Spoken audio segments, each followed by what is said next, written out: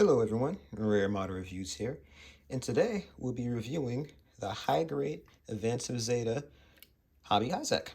So this is a P Bandai exclusive, although technically it released in the Gundam Side F in Fukuoka in Japan, but it was released in America at least for premium Bandai. Uh, so I'm not entirely sure what this kit is based off of. It's either some sort of Advance of Zeta version of the Hizack, or it's based off of some sort of reprint, or I guess kind of almost like a 2.0 of the high grade Hizack. But I'm not gonna lie, I'm a little guilty of not doing the research into that matter. That's something I might end up doing and posting in my description. So if you look at my description, I gave a proper explanation on where this thing originally originated from before they made a premium Bandai version of it. You'd know there. But moving on, this thing is a very strange kit because it both has amazing color separation, but at the same time has an amazing amount of stickers. So it does stuff like with the face here. If you look at that vent there, that's actually one big gray piece that's literally there just for that one little gray vent. You have plenty of yellows, whites, this amazing sky blue, and even reds for a lot of pieces in a kit. But you have, let's say, a sticker there for the little gray parts and the toes of the feet here. There's a sticker for that little thruster, I'm guessing that is, on the both knees, as well as the inside of the vents there. The back thrusters, those are stickers. That's a sticker for the little caution and the triangle. Sticker for the camera there. Sticker for the front. Sticker for the two vents in the front here, the torso. Camera there, that's a pink sticker. And then this little part here on the shoulder here, again, that's a sticker. So it's like strange how this thing has so many stickers, but at the same time has some decently color separated parts. Now, that being said, it still does look great with everything slapped together, and the stickers don't detract from it that much. And I'm pretty satisfied with the overall package. But honestly, I feel like we've talked about how amazing this thing looks long enough, so we're going to go ahead and get into accessories. I'm sorry, articulation. Now we're going to talk about accessories later. So head can move side to side. There's a bit of an up and down, no side to side whatsoever. Guess I'll go ahead and do the backpack. So these little thrusters, I'm guessing these are, can move about that much. That's about it. Thrusters have a little bit of wiggle, but I don't think that's articulation. That's just things being loose. Torso can go side to side. It goes side to side a little bit, but this thing does have, I believe, it's a ball joint at the waist, so a lot of that might just be overall looseness. And speaking of looseness, if you loosen it up a little bit, it can 360 or just straight up pop out. So there's that. Shoulder articulation is actually surprisingly good, much better than I thought it was. Now the right arm there is a little restricted because again it's a little shoulder armor, but as you can see with the left here, it can move up pretty far and has this little, I think that's a C-clip, so it does allow the shoulder to kind of move out a little bit. It can do it on the other arm as well, but it feels a little bit easier on this one for some reason. That being said, arm can go 360. It can spin underneath the shoulder like so. And again, what I said about this thing have surprisingly good articulation. You got a perfect bend of the arm there. It's like double jointed, as you can see there, with this thing not wanting to straighten out. Now, this thing has a bit of a articulation here at the wrist. However, that more so seems like it's for assembling this part, as it doesn't really do too much on its own there. Ball joint hand, so that can go spin, wiggle, and all that good stuff.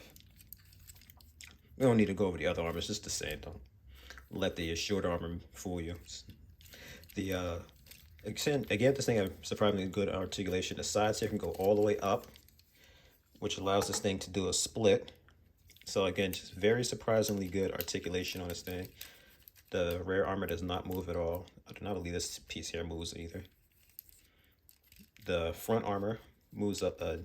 It moves up pretty high. As you can see here, I got it with this one, but not that one. So I'm going to show this one off there. So I can move up about there. Be able to move the leg back a bit more if it wasn't for the restrictive armor. The leg is about as bad as I thought it'd be. Now, for under the leg there, I don't know what you'd call that. It's 360. There's a bit of toe movement here, and this little part here moves up, so it allows you to get the foot a little bit forward. But again, I even said this during my boxing, this is all one solid piece, so that was a little bit disappointing. But overall, this thing has pretty good articulation.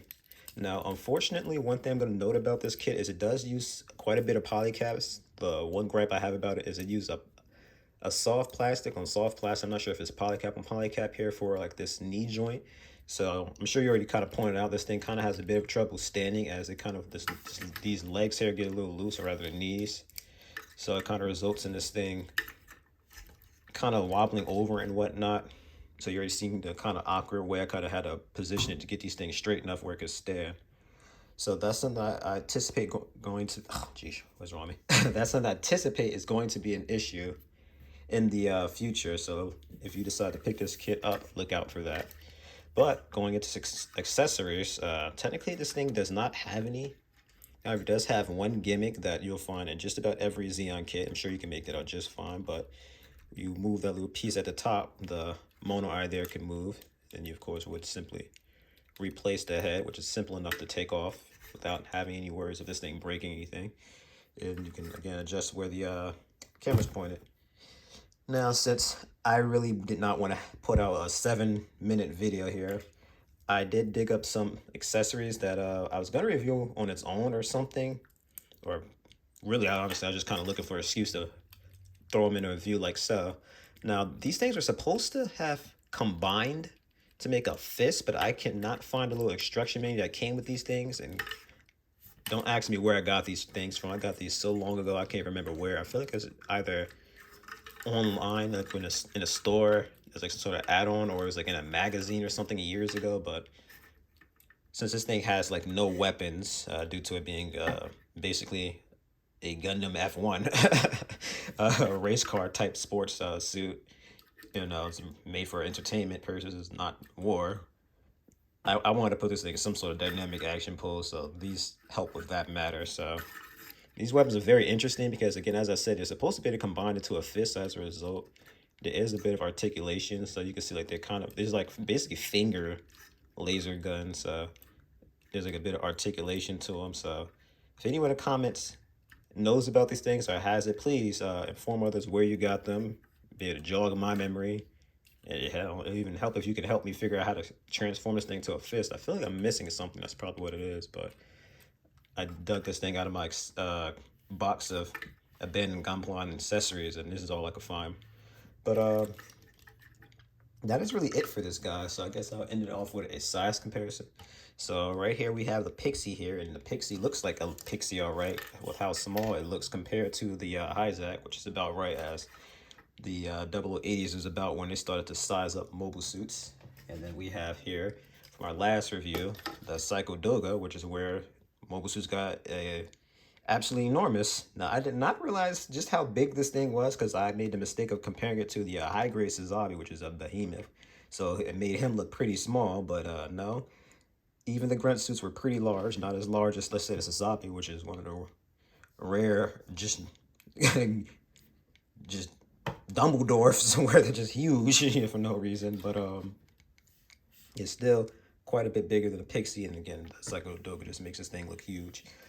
But the Pixie makes the Psycho Doga huge. But anyway, enough of me stammering and stuttering, because I've been doing that all review. I'm going to leave you guys off with my verdict of this kit. So I'll recommend this thing, but only to those of you who really like the hobby Hizack or want to complete their Char's counterattack catalog here, as you're probably better off trying to figure out exactly where this thing came from, getting the original version, as it at least would come with accessories that kind of help with some of this thing's shortcomings. Again, that being the knee joints here. Those are a big slash off this thing's score for me, as I know this is going to become an issue, just like with my amphibious mobile suits. I said the loose joints on that, or those, are going to be issues, and I can confirm right now with both the Z-Gok-E and Gog-E that both of those have very loose joints. Speaking of which, I don't think I ever got to that high Gog. I gotta review that thing at some point. So I'm gonna stop getting stuff that's more pressing. But I don't really think there's anything else much for me to say here. I'm still glad to have this thing in my collection.